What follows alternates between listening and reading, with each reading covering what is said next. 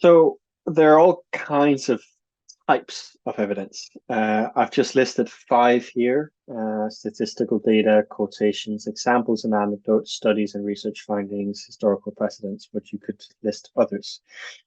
That doesn't take any away from the importance of evidence in academic essays, no matter the type. Evidence really provides the foundation for your arguments, providing credibility and supporting your thesis.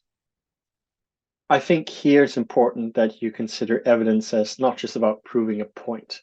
It's not just about saying, I'm right because this person said the same thing.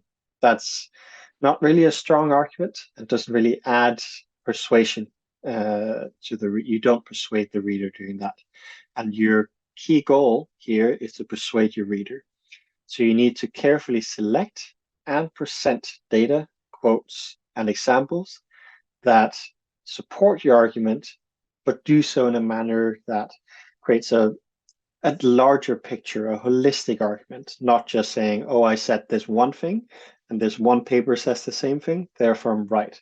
You need to mix, you need to consider different types of evidence, different academic papers. Here, I think, of course, you will all be aware of this, but I just want to reiterate that ethical and scholarly necessity of proper citation practices, not only to give credit where it's due, but also to allow readers to verify and explore your evidence further. That's a hallmark. That's something you need to do. It's not something you should do if you're aiming to write good essays. That is just 101 academic writing.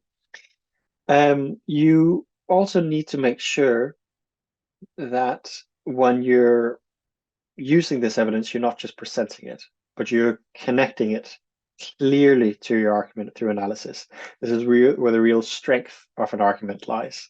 So here, what I like to think always is contextualize, integrate, analyze.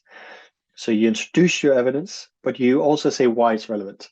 For example, if you're bringing in data on obesity rates in the US, and you're talking about sugar consumption, you can say this is relevant because sugar consumption has been shown to correlate strongly with obesity. See article X, here's the data, stuff like that. You want to integrate it to support your claims directly, but ensure that it flows from your own words. So this means you don't just put in a footnote, you have to put in the body of your text, but you have to write around it. Don't just copy in data points or quotes. And then afterwards, you will turn to this analytical side of it that we spoke about on the previous slide. I've also included here an example of weak versus strong example and why.